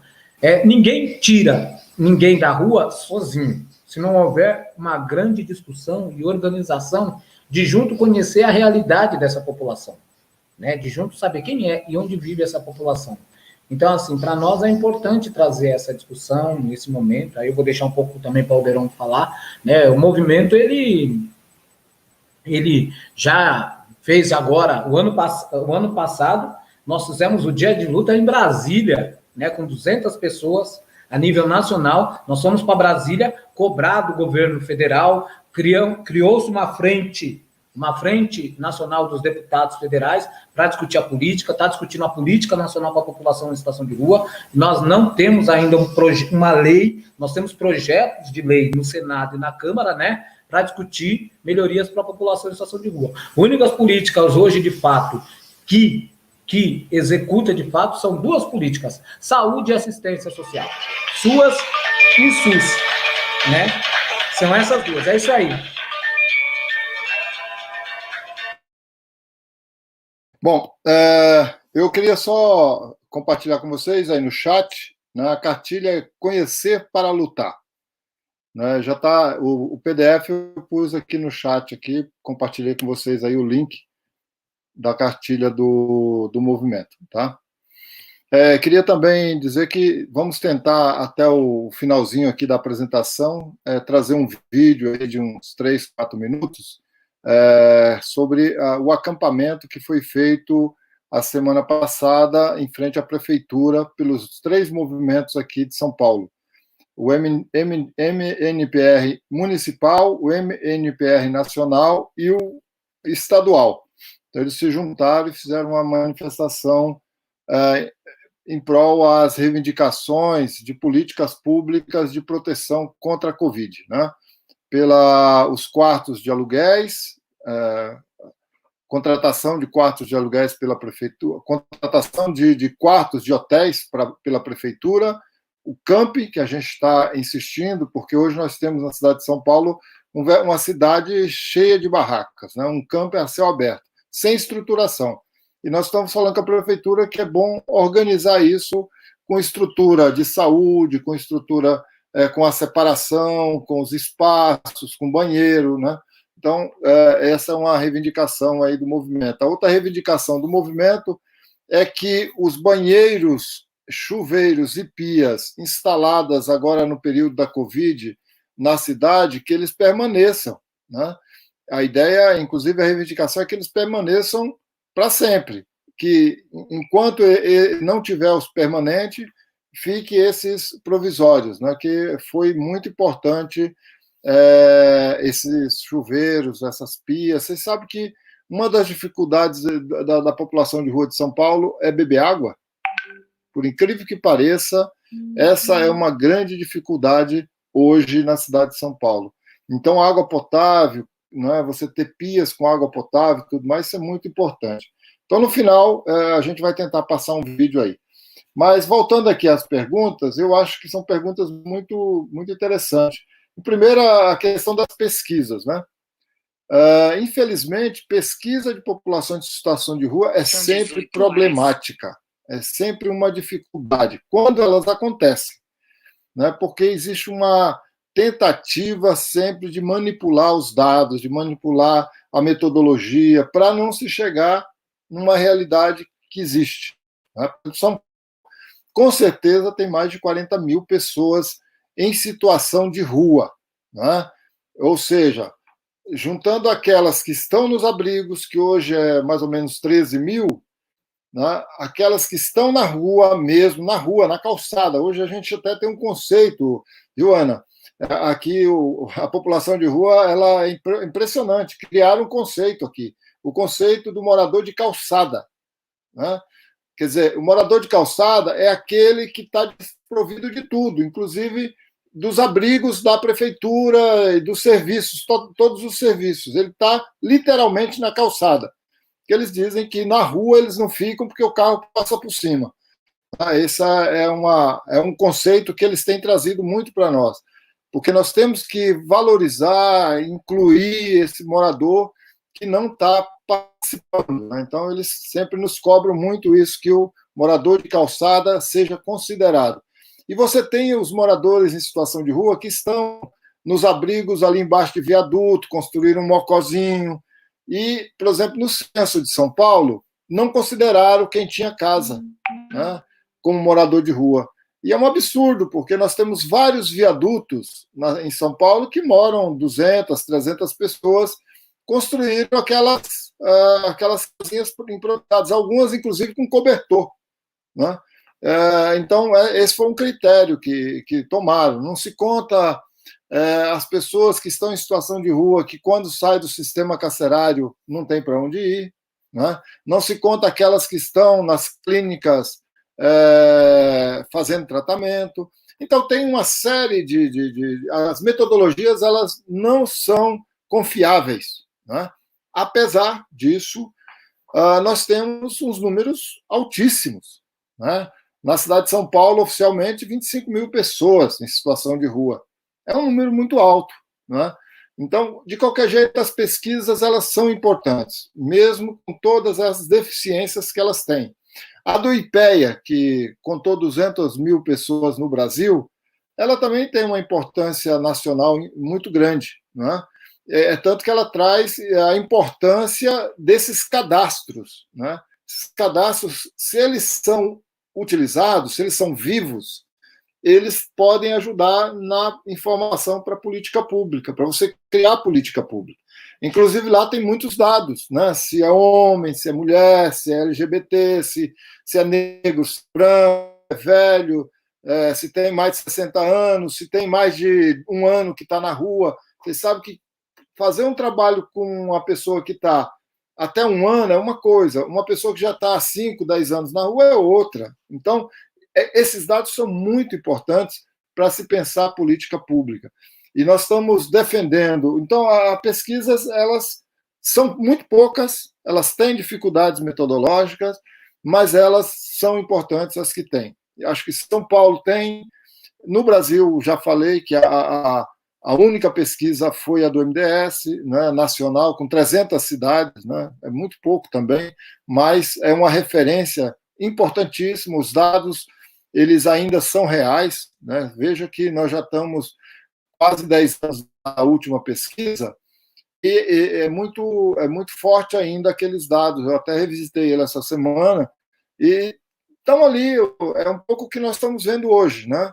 Claro que tem novidades na realidade de rua que não está ali. Então é importante renovar essa pesquisa. E é super importante pesquisa, acho que a gente tem que realmente defender na política pública o recurso para fazer pesquisa. É caro, mas ele é de uma importância muito grande. A questão da votação, muito boa esse tema, porque a gente tem que insistir muito, e a gente insiste muito, inclusive a gente faz carta para os vereadores, agora no caso a gente vai ter eleição para vereador e prefeito, e a gente vai trabalhar isso, porque a população de rua vota, né? Tanto que agora, por conta do auxílio emergência, nós tivemos que correr atrás de documento de vários companheiros em situação de rua. Inclusive, conseguimos uma parceria com a AB aqui de São Paulo, com a Comissão de Direitos Humanos, para se conseguir o registro de graça, né? E está sendo feito um trabalho lindíssimo pela OAB, pela Arpen e a Rede Rua, que está executando esse trabalho. Então, já chegamos a 150 registros, né, pedido de registros, e até o final do projeto, eu acho que nós vamos bater aí os 200 tranquilamente, com mais todo o trabalho que os CRAS têm feito para conseguir documentos, né? Então, a população de rua vota sim, e a gente tem que trabalhar isso, e a gente tem que insistir na atualização do título de eleitor, né? Alguns lugares já tem que fazer a biometria. Eu acho que esse trabalho o movimento pode ajudar bastante, né? Também tinham aí falado da questão do envenenamento. Eu peço um pouco mais de calma, porque a primeira notícia é envenenamento, mas a gente ainda não sabe. Então, todo cuidado é possível. Mas, de qualquer jeito, o que tem aí é uma negligência do Estado, no caso da Prefeitura de Itapevi, que não tem nenhum programa de alimentação. As organizações, com toda boa vontade, tentam suprir essa falta de uma política de alimentação. Uma das linhas de investigação é que seja envenenamento, uma segunda é que a comida tenha se estragado, porque foi encontrado vários marmitex com os moradores de rua, porque eles não sabem o dia de amanhã e acabam pegando 2, 3 e guardam, né? E guardam sem ser condicionada no lugar e sabe que azeda. E dependendo da situação física da pessoa, ele também, uma comida estragada pode levar a óbito tranquilamente, dependendo do tempo que ela está ali. Então, a gente tem um pouquinho de calma, né? A gente sabe que nós temos histórico de envenenamento na situação de rua. O ano passado nós tivemos um aqui em Barueri, foi confirmado, aí sim teve já o exame, foi confirmado pelo exame, né? Foi uma bebida, né, que foi levada, e sempre a culpada é a população de rua. Nesse caso de Itapevi também, o prefeito tenta culpar a população de rua, assim como aqui em São Paulo. A secretária falou que tem 1.700 vagas nos albergues. A população de rua não vai porque não quer. E não é assim. A gente sabe que, não é, que a qualidade dos albergues aqui não são atrativas, as pessoas criticam muito, né, a situação do albergue, e numa pandemia, quem vai querer ir para um albergue? Na rua ele está mais seguro, no fundo, né? Então, há uma irresponsabilidade muito grande dos gestores, né? Alguém comentou aqui a questão também da Bia Dória, né, aqui no chat, né, que realmente é lamentável, né, uma fala daquela dizendo que as pessoas não deem comida para a população de rua, deixe morrer. Acho que ela queria falar isso, né, mas são pessoas que não têm sensibilidade, não conhecem, né, a realidade, e pessoas que deveriam conhecer, porque ela é a primeira-dama, ela trabalha numa organização do Estado que cuida de assistência social. É uma pena que a gente tenha que chegar nesse nível. A questão do livro, tem muitas teses sobre o movimento, viu? Se você estarem nas universidades, no Google, tem uma companheira nossa, que é a Rose Barbosa, até indico ela para a Ana aí, se um dia a professora Rosa quiser convidá-la. Ela é uma historiadora e uma pesquisadora do movimento desde o começo, ela tem muito material. Ela atualmente está no Equador, em Quito, né, mas a gente tem o contato dela, é uma parceira importantíssima, acho que vale a pena um contato com ela. A tese dela é sobre o movimento, né, dos trabalhos que ela tem.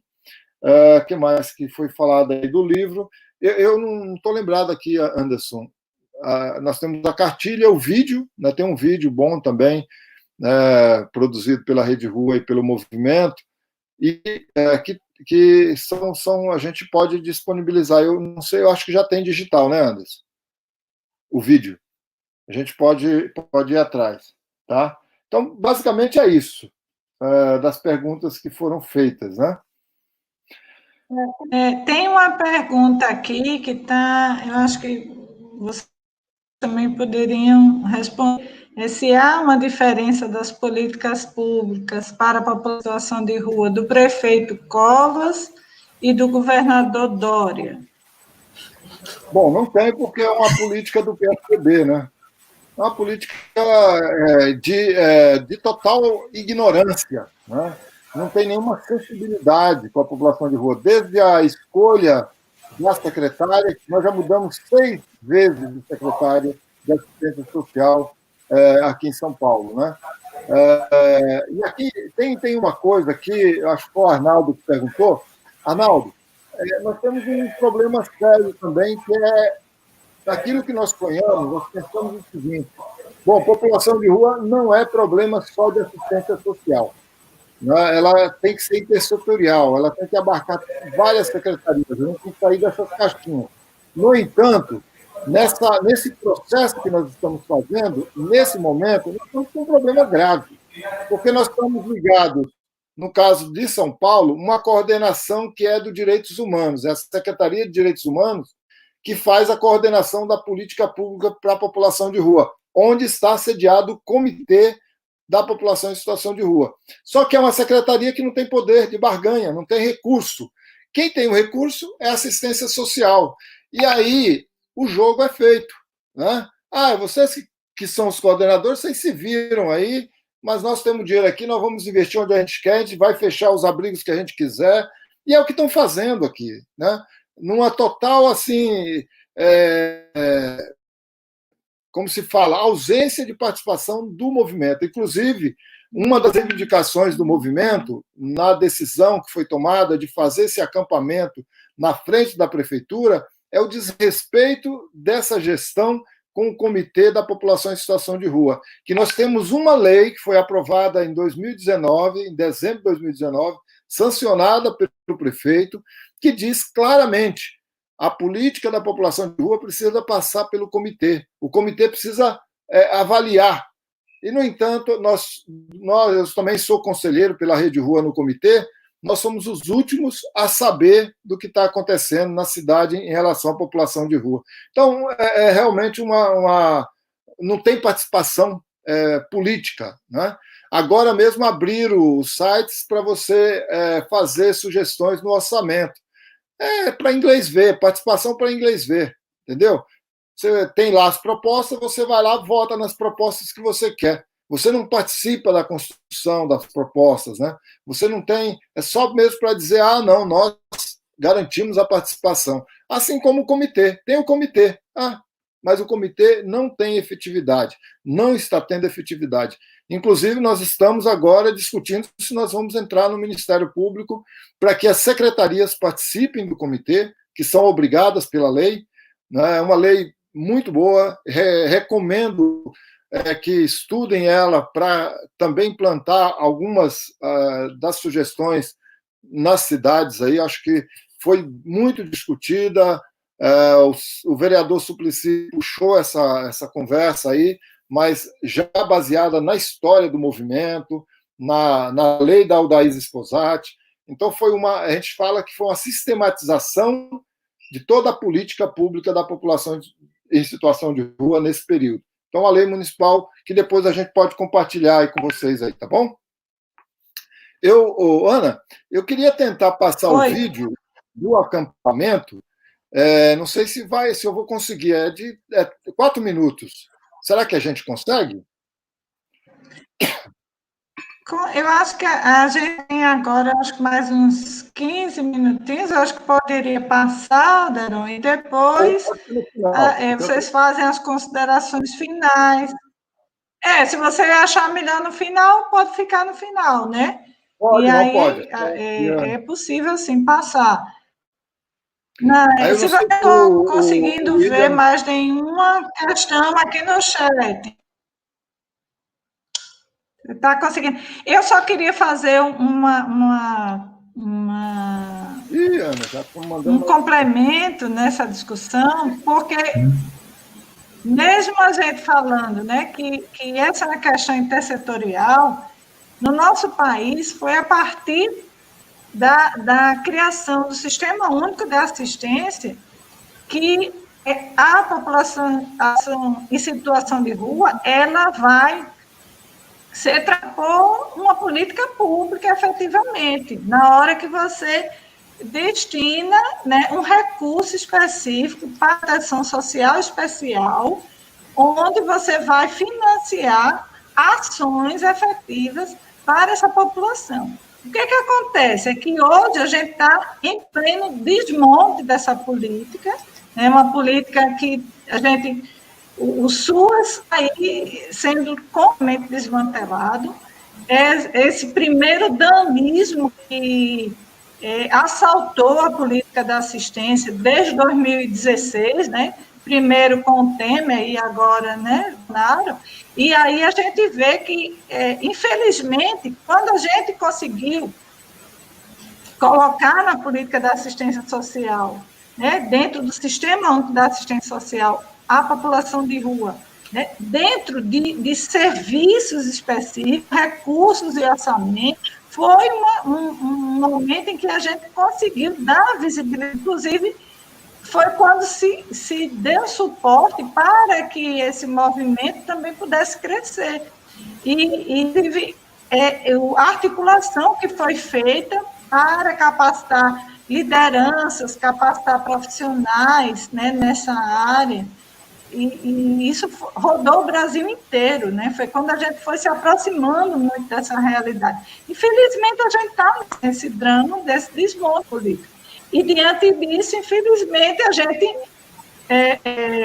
está assistindo, né, esse circo de horrores e essas declarações espúrias, como dessa primeira-dama, né, de que a população está na rua porque quer, e como se os abrigos fossem locais gentis, né, de acolhimento, que não é, na maioria dos albergues não é isso. Então, a pesquisa, eu até queria colocar, Alderon, que eu estou fazendo doutorado em Lisboa, e na Europa, a ideia de visualizar a população em situação de rua, eles nem falam nesse termo, população em situação de rua. Eles usam o termo em inglês, né? Homelessness.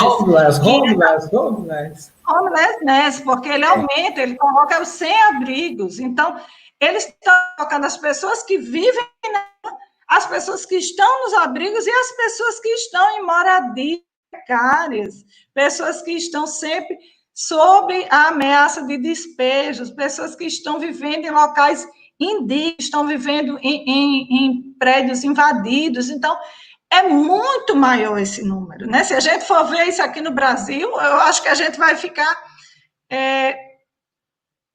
completamente horrorizado com os números que isso vai aparecer, porque além da população que mora e vive e daquelas que estão nos abrigos, a gente tem uma gama de pessoas que estão numa condição de moradia absolutamente inumana, né?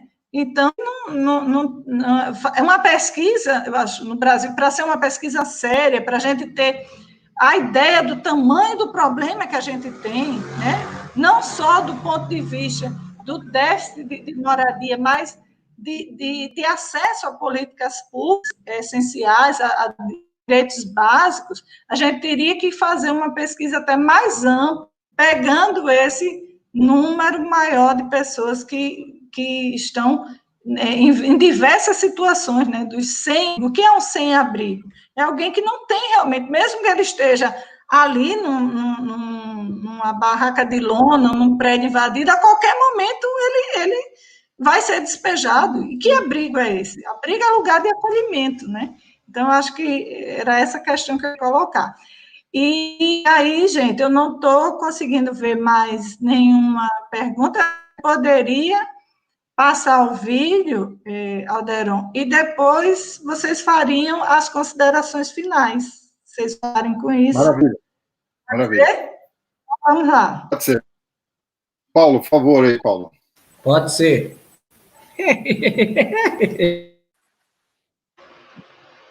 Paulo vai conectar.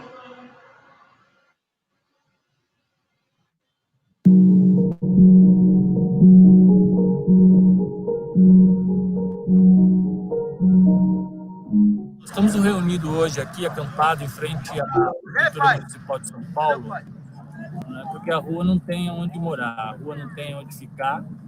Então, a gente está ocupando aqui o que nos sobrou, que é a rua. Então, nós estamos aqui na frente da Prefeitura, acampados, reivindicando direito de uma melhor situação. Nosso principal objetivo é que Bruno Covas receba uma comissão para tratarmos de política pública para a população de rua.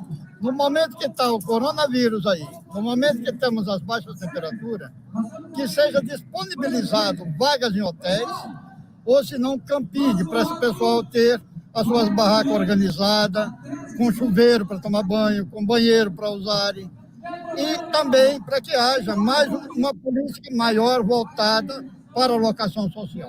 Eu acho lamentável, eu acho muito triste a gente tem que estar aqui, a população de rua tem que estar aqui para reivindicar um direito. Temos aí Covid, onde a prevenção é o distanciamento, o isolamento social e a política fica em casa. Fica em casa com quem não tem casa. Isolamento social, onde você sabe que o centro de acolhida está lá, não faz. As camas não estão distanciadas de 1,5 metro um da outra. Muito pelo contrário. Tá? Estão todos lá botando 200, 300, 400 pessoas.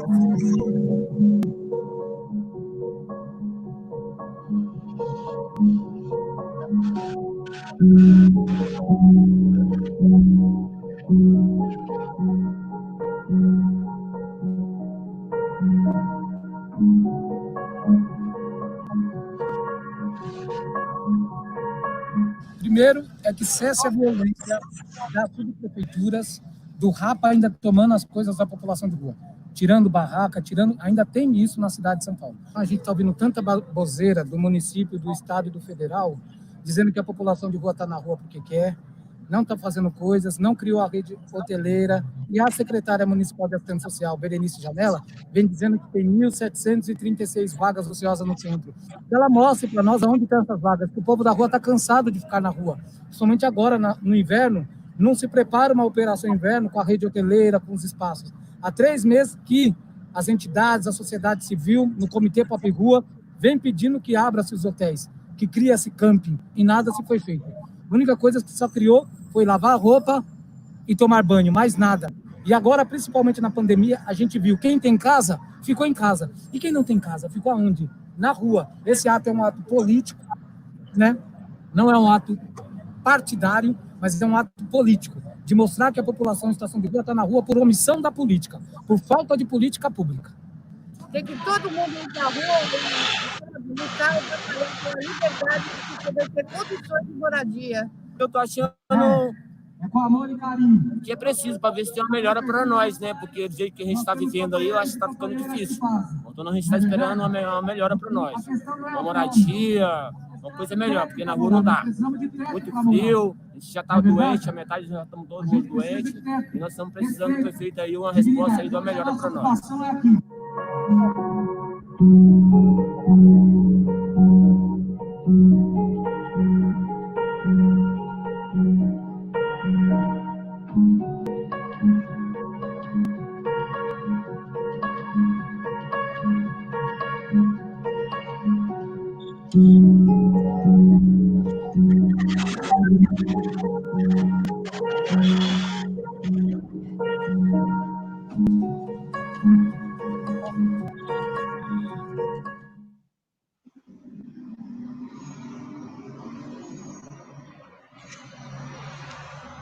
Pois é muito.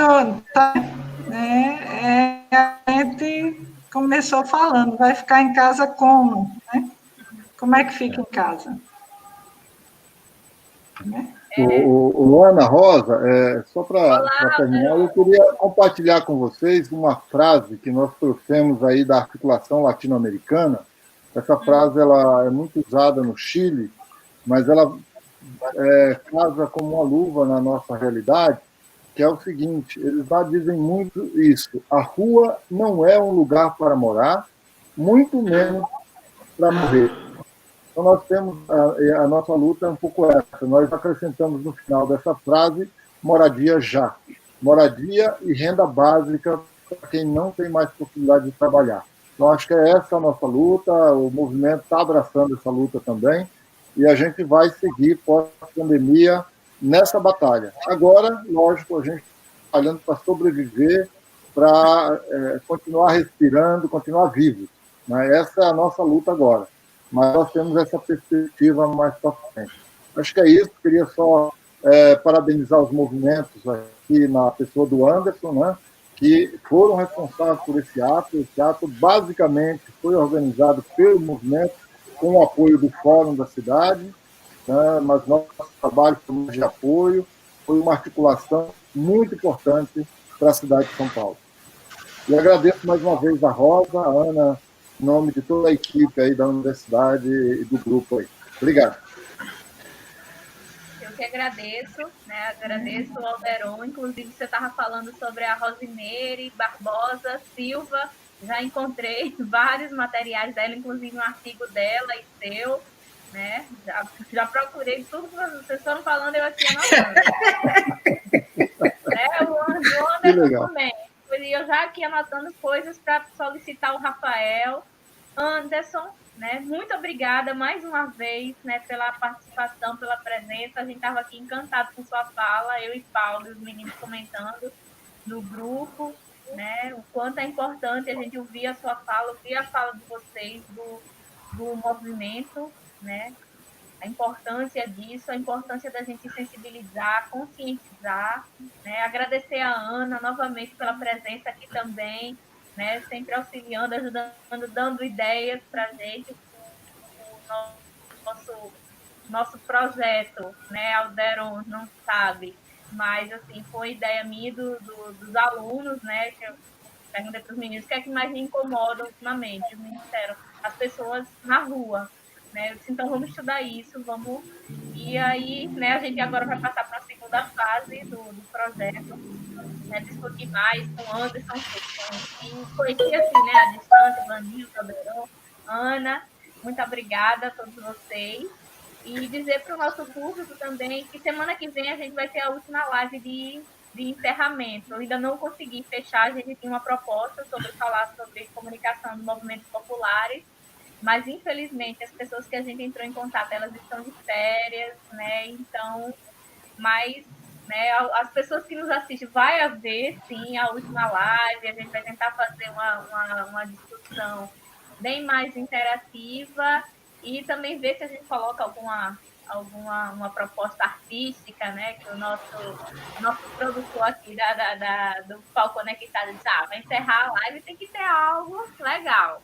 Estamos tentando, mas vamos ter sim, convido a todos vocês, né, que estejam presentes no Alderon, vamos estreitar o laço. Ana, a gente já está estreitando esses laços, né? A gente pretende, sim, que, como disse o Anderson, as atividades da universidade, os projetos da universidade não tem que morrer na universidade, né? Não é apenas para currículo, não é apenas para constar como atividade acadêmica. Elas realmente têm que oferecer algo realmente à população, né, que a gente está pretendendo atender. Essa foi a ideia do Fórum Popular, né, e desse projeto que saiu da discussão do Fórum Popular da UFAL.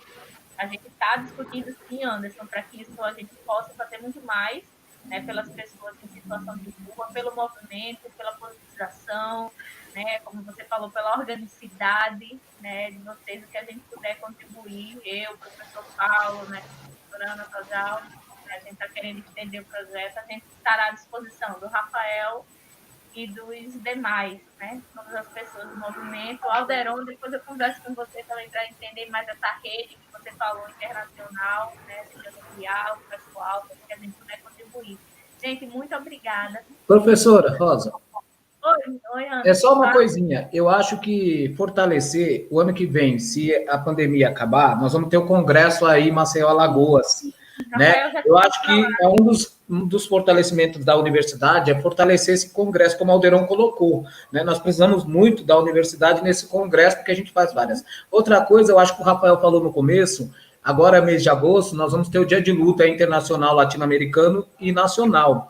E assim, é claro que a cidade vai se organizar, mas a nossa proposta enquanto Coordenação Nacional e Movimento é que nós ocupemos com um acampamento às portas das prefeituras, né? Cada um vai se organizar, mas que tenha barraca nas portas da prefeitura para eles verem que população de rua não é invisível, é visível. É isso, mas deixar o agradecimento, eu acho que a UFAL está fazendo um grande papel de dar voz a quem não tem voz. Porque muitas lives que a gente vê aí, que não participação da rua. E tem muitas lives que tem participação, de fato, da rua, de um técnico e de um profissional para também debater. Essa é a importância dessa live junto com vocês. Né? Como a professora Ana Torjal sabe, eu fui conselheiro nacional de assistência social e a nossa discussão é o protagonismo dos usuários. Pena que o Pedro não pôde participar, né, o Pedro da Bahia, né, do Fórum do Nacional dos Usuários, mas é o protagonismo dos usuários, da assistência, do SUS, de tudo. Eu acho que a universidade ela vem construindo isso. Hoje eu sei fazer resolução, sei fazer decreto, graças, né, a ter a participação democrática no conselho. Né? Então, o movimento tem o seu papel de fortalecer. Então, eu quero agradecer à universidade. Muitas vezes eu não sabia escrever, alguém da universidade me assessorava, alguém profissional, um jornalista daí da vida, Alderon Costa, me ajudava. Né? Então, a gente hoje tem um papel fundamental desse meio. Então, a live terminal da semana que vem é comunicação, vai ser muito bom. Alderon é bom nisso, viu? Pode chamar de novo aí que o bicho pega. É a rede rua de comunicação. É, ele tá respondendo o jogo, viu?